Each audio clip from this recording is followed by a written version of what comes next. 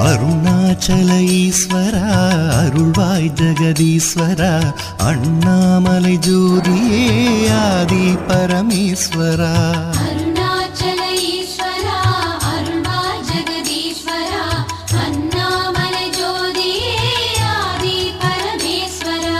ஆதியின்றி அந்தமின்றி ஜோதி சுடரானவா உனை நினைந்து நலம் வேண்டி வருகின்றோம் கிரிவலம்.